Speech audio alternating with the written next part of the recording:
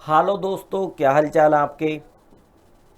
My self C A Nitin Rajpal, faculty of C M A final S F M at Raghav academy Laxmi Nagar. दोस्तों आज इस video में हम बात करेंगे C M A final S F M mock test paper, या जिसे हम कह सकते हैं ऑनलाइन एग्जाम के section A and section B के बारे में। क्योंकि दोस्तों मॉक टेस्ट पेपर में अगर कोई भी चेंज होगा तो वो सेक्शन सी एंड डी में होगा दोस्तों, that is A remaining 60 marks में। सेक्शन ए और सेक्शन बी में दोस्तों कोई भी चेंज नहीं होने वाला है। तो जिस चीज में चेंज होने के चांसेस बहुत ही कम है, ना के बराबर हैं, हमें उसके बारे में जो राइट अप्रोच है,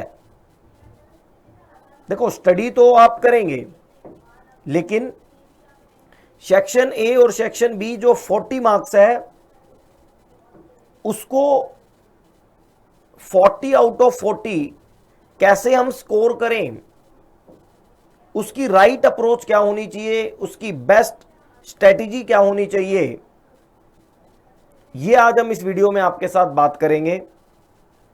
क्योंकि दोस्तों केवल और केवल स्टडी करने से इस न्यू ऑनलाइन एग्जाम में काम नहीं चलेगा। आपको स्टडी के साथ साथ एक राइट वे, एक राइट अप्रोच, एक बेस्ट स्ट्रेटजी भी फॉलो करनी होगी। आओ दोस्तों मैं आपसे बात करता हूं, आप मेरे साथ जुड़े रहें और चीजों को सीखें। मैं आपको दिखाता हूं दोस्तों, ध्यान से। स्क्रीन आपको शो होनी शुरू हो चुकी होगी। बात करते हैं आपके मॉक टेस्ट पेपर के सेक्शन ए एंड बी के ऊपर दोस्तों। तो एसएफएम फोल्डर पे हम चलते हैं और आपके मॉक टेस्ट पेपर को ओपन करते हैं। देखो दोस्तों जो सेक्शन ए है दैट इज ए 20 मार्क्स का। अगर आप इस सेक्शन ए को देखेंगे तो साफ साफ इसके अंदर लिखा हुआ है कि 20 मार्क्स सेक्शन ए जो है,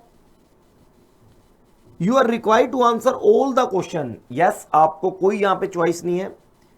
each question carry 1 marks, 1 marks each है। आपको 4 आंसर की चॉइस होगी, एक करेक्ट होगा। आपको उसके आगे टिक लगाना है दोस्तों, आंसर पे ए लिखना है। ये ए आंसर की तरफ डिनोट कर रहा है, अल्फाबेट ए। अब मैं आपको बताता हूं दोस्तों, ये जो मल्टीपल चॉइस क्वेश्चन होते हैं, मल्टीपल चॉइस क्वेश्चन इजी होते हैं in comparison to one word answer question that is a section B.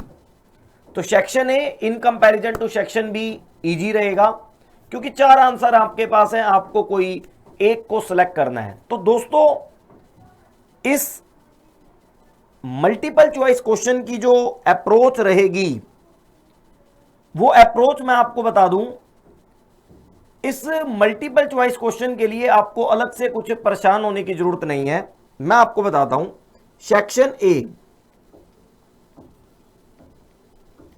की अगर मैं बात करूं, जो मल्टीपल चॉइस क्वेश्चन वाला टॉपिक है, मल्टीपल चॉइस क्वेश्चन जिसके अंदर 4 आंसर आपको दे रखे होंगे, आपको परेशान होने की बिल्कुल भी जरूरत नहीं है। इसके अंदर जो नॉर्मल आपकी स्टडी है, जो आपकी डिटेल क्लास नोट्स की स्टडी है, उसके अंदर जितने भी क्वेश्चन आप फुल फ्लेज करते हैं, भाई प्रैक्टिकल भी होंगे, थ्योरी भी होंगे।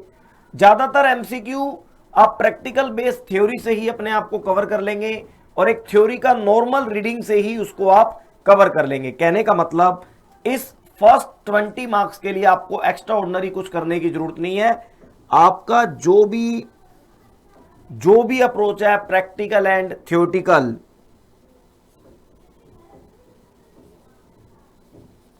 प्रैक्टिकल हो या थ्योरेटिकल हो, जो भी अप्रोच है वो आपको फॉलो करनी है ऑफलाइन अप्रोच की तरह।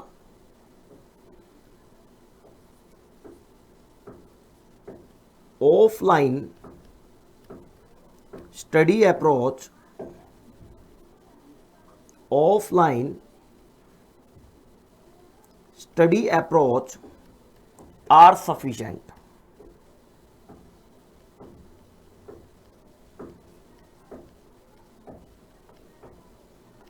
आर सफिशिएंट दोस्तों, चाहे वो प्रैक्टिकल हो एमसीक्यू हो, चाहे वो थ्योरेटिकल एमसीक्यू हो, जो आप ऑफलाइन में स्टडी करते थे, जैसे स्टडी करते थे, सामने किताबें रखो और फटाफट फटाफट question answer study material theory पढ़ते जाओ पढ़ते जाओ पढ़ते जाओ। मतलब चीजों को अपने माइंड में डाइजेस्ट करवाना है आपको। और जब एमसीक्यू आपके सामने आएगा, 4 आंसर आएंगे, तो रफ पेज पे प्रैक्टिकल क्वेश्चन है, सॉल्व करके आप आंसर पे टिक लगा देंगे। और थ्योरेटिकल क्वेश्चन है तो क्वेश्चन और आंसर पढ़ के आपके माइंड में जो डाइजेस्ट चीजें हैं जो आपने स्टडी कर रखी है, वहां से अपने आप आपका माइंड क्लिक करेगा, तो आप उसको अटेम्प्ट करने में सक्सेसफुल हो जाएंगे, आपको कोई परेशानी नहीं आएगी। लेकिन दोस्तों, ये जो सेक्शन बी है, ये जो सेक्शन बी है दोस्तों, इसके लिए थोड़ा सा आपको मैं यहां पर परेशान करना चाहूंगा, आपकी स्टडी की अप्रोच को चेंज करवाना चाहूंगा, और उससे आपको बेनिफिट भी मिलेगा एग्जाम के अंदर। दिखाता हूं मैं आपको कि सेक्शन बी के अंदर जो 20 मार्क्स हैं, 1 मार्क्स ईच, वहां पर लिखा हुआ है you are required to answer all the question, yes, each question carry 1 marks, okay, each question is followed by space where you required to type the answer. अब दोस्तों, कहने का मतलब क्वेश्चन सेक्शन ए और सेक्शन बी का same होगा। Section A में plus point क्या है, आपको 4 आंसर दे रखे होंगे, कौन बनेगा करोड़पति की तरह, आपको 1 को टिक कर लेना है। और सेक्शन बी में आंसर मिसिंग होगा। आंसर मिसिंग का मतलब आपको 4 ऑप्शन नहीं दे रखे होंगे, आपको अपना फाइनल आंसर एक शॉर्ट वर्ड या शॉर्ट स्पेस में मेंशन करना है। अब दोस्तों मैं आपको बताता हूं, सेक्शन बी जो 20 मार्क्स का है, सेम इसके अंदर मैं आपको बताना चाहता हूं प्रैक्टिकल भी होगा और थ्योरेटिकल भी होगा। देखो sir, as a chartered accountant मैंने भी बहुत स्टडी की है, और मैं जब आपको एसएफएम पढ़ा रहा हूं, क्योंकि मुझे पता है आपने मेरे ऊपर विश्वास करके, हमारी राघव एकेडमी पे विश्वास करके लास्ट 2 मंथ में मोर देन 200 स्टूडेंट ने एसएफएम परचेज किया है, तो मैं उनके विश्वास को तोड़ूंगा नहीं दोस्तों। उन्हें उनके एग्जाम पहुंचने तक सारी क्वालिटी, सारी स्टडी इस तरीके से डिलीवर करूंगा, ये मेरा प्रॉमिस है कि आपको एग्जाम के अंदर किसी भी तरह की कोई दिक्कत ना आए। एसएफएम का एग्जाम 100 आउट ऑफ 100 अटेम्प्ट हो और नंबर भी आपके आए, ये मेरा वादा है दोस्तों, ये मेरी आपसे गारंटी है, प्रॉमिस है दोस्तों। क्योंकि जब मैं एग्जाम देने जाता था और मुझे एग्जाम नहीं आता था, तो मेरे मुंह से गालियां निकलती थी। तो जब आप एग्जाम देने जाएंगे और आपको एग्जाम नहीं आएगा, तो आपको आपके मुंह से मेरे प्रति गालियां निकलें, ऐसा मैं नहीं चाहता। इसलिए मैं एग्जाम से पहले इतनी मेहनत खुद करना चाहता हूं और मेहनत आपसे करवाना चाहता हूं कि एग्जाम के अंदर जाते ही आप 100% अटेम्प्ट कर पाएं। आओ दोस्तों, सेक्शन बी की बेस्ट स्ट्रेटेजी जानते हैं।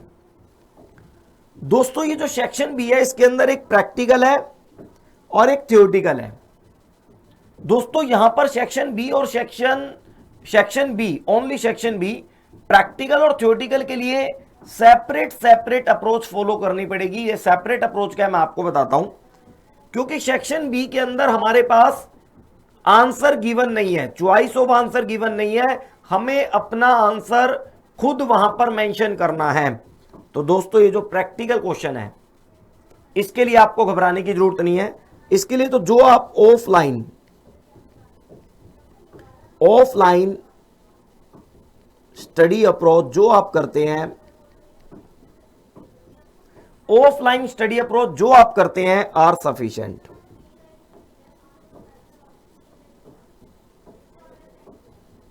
Are sufficient, no any issue. भाई रफ पेज पे फटाफट क्वेश्चन के आंसर को फाइंड आउट करें, क्वेश्चन को रीड करें, कैलकुलेटर पे सॉल्व करें, एक रफ पेज पे अपनी चीजें लिख दें और आपका आंसर आ जाएगा, कोई परेशानी नहीं है मेरे दोस्तों।